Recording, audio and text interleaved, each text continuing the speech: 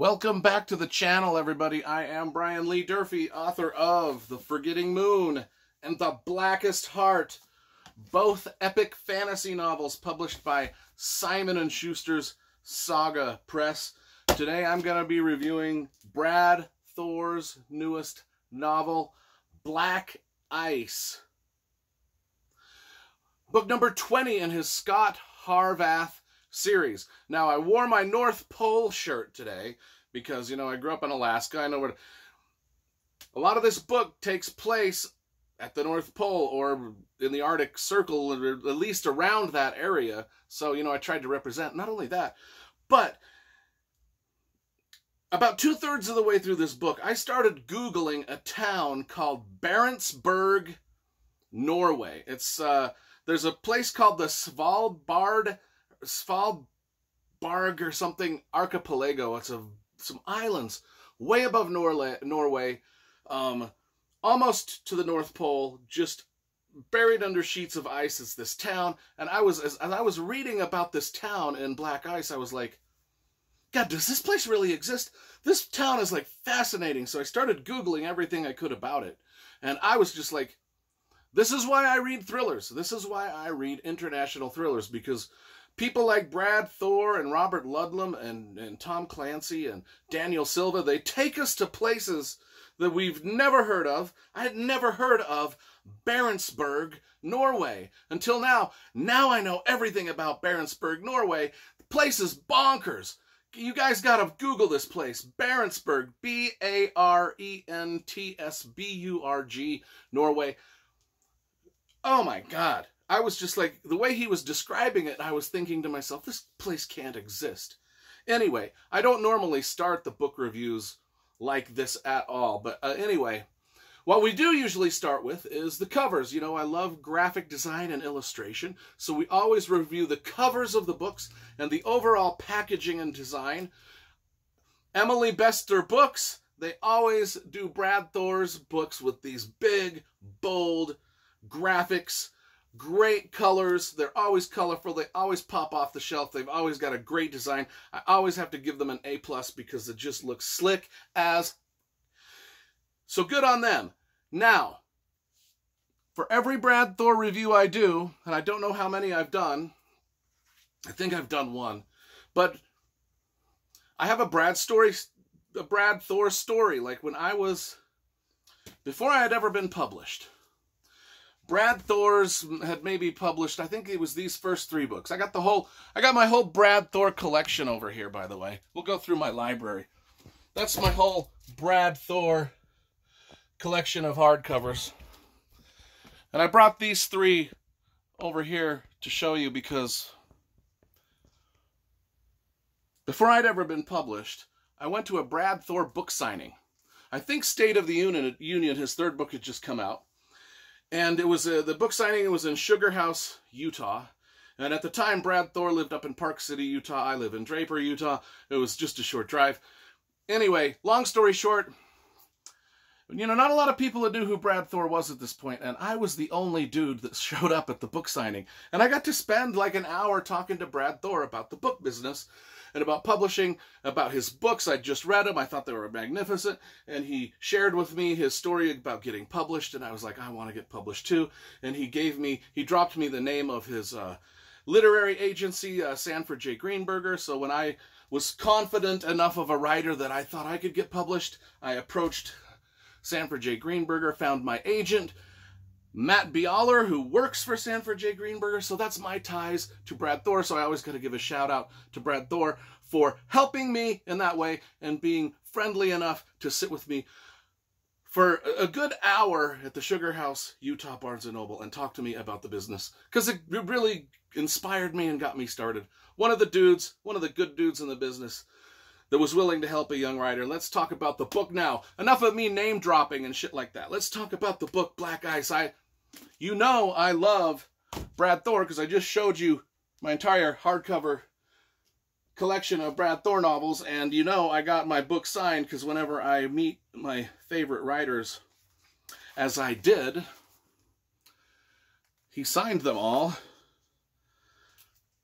to Brian, a fellow creative to, and he signed this one. Might as well sign him off. Oh, yeah. To Brian, see you on the New York Times bestseller list soon.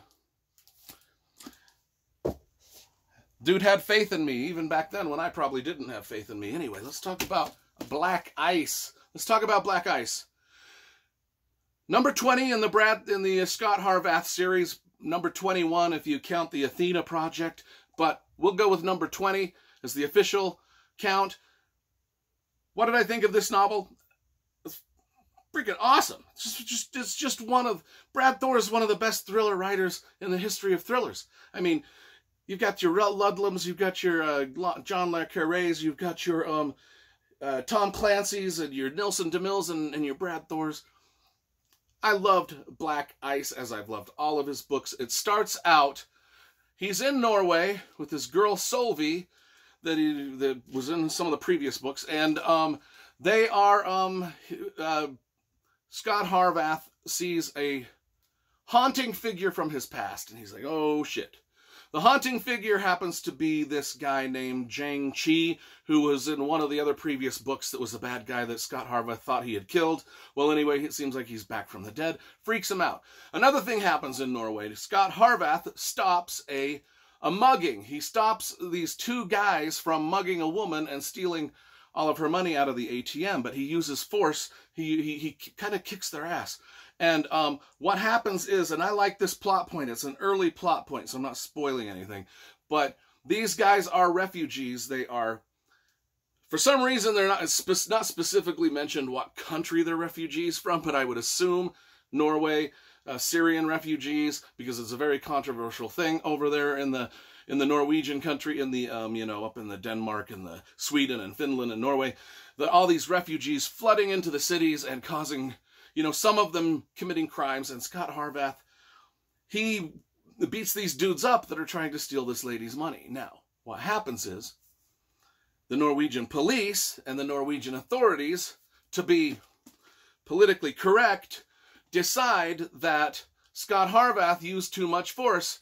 There's this thing in law enforcement, I work in law enforcement, and it's brought up in this book, is the force continuum, where as a law enforcement officer, you are allowed to use one step of force above what the perpetrator is using. So if they're using fists, you can go ahead and use pepper spray or a baton or something to subdue them. If they're using a knife, you can escalate. If they're using a gun, you can use your gun.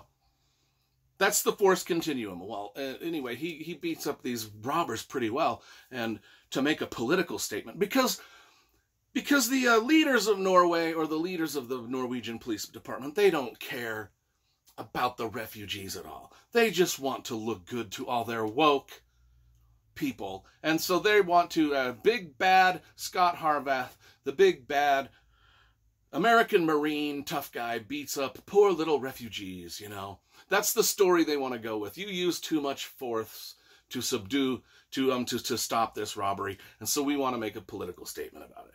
And I mean, that's just so typical of law enforcement administration. I just, the fact that Brad Thor put that in the beginning of the book, I was like, yeah, because you can tell Brad Thor loves the police. He really wants to be on the side of the police, and he's just pointing out how hypocritical a lot of this stuff gets around the world when we're talking about these subjects, and how they dare not even mention what country the refugees are from. It's just great. I loved that part. But let's get to the main plot. That was the side plot. Let's get to the main plot. The Chinese are involved in some international espionage, and it's all up in the Arctic Circle, up in the North Pole area. And that's where Barentsburg, Norway, comes into play in a lot of things, because the Chinese and the Russians, there's a lot of stuff going on up there involving this secret sort of military program codenamed Black Ice that the Chinese are running.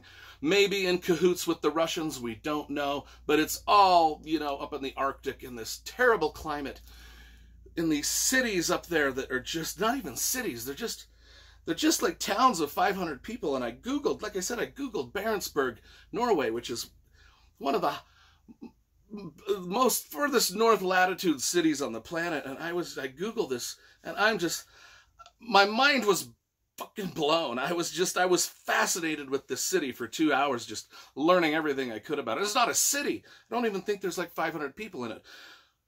But when you Google it, it looks like just a strange clockwork funhouse, weird city in the middle of, I can't describe. You got to Google it. You got to Google this thing. Anyway, what happens is, I don't want to get too much into what Black Ice, the secret program, is, because that's central to the plot. But one of the things, and I don't know if this was on purpose or if this is just a happy coincidence, but there's an icebreaker ship, the icebreaker ships that go through the ice and break the ice up, in the book, and it's named the Polar Star. And I have a hunch that Brad Thor named that ship Polar Star as a shout out to the great Martin Cruz Smith thriller Polar Star, which is also about an icebreaker ship. Things that I notice as I'm reading, I might be wrong, it might be just a happy coinky-dink, but I would like to think that Brad Thor did that on purpose with naming the Polar Star after the great Polar Star ship in Martin Cruz Smith. And if you don't know who Martin Cruz Smith is, he's another one of our great thriller writers who wrote Gorky Park and Polar Star and a lot of Russian thrillers. You got to go get out. In fact, I got to start reviewing them. I've got that whole Arkady Ranko Russian mystery novel series sitting down there on my shelf. I got to start rereading those and dropping reviews for Martin Cruz Smith. Anyway, I'm out of breath, folks. Brad Thor, one of our national treasures, one of our great thriller writers, one of our writers that's not afraid to put heavy political topics in his book, like police brutality, like the Chinese and Russian collusion, like Syrian refugees in the Norwegian areas. And it makes you think about our world and where we're headed. That's what I want in a thriller. Not only that, but it's just got badass spycraft, and it's got badass characters like Scott Harvath. And, after 20 books, we're along for the ride now, folks.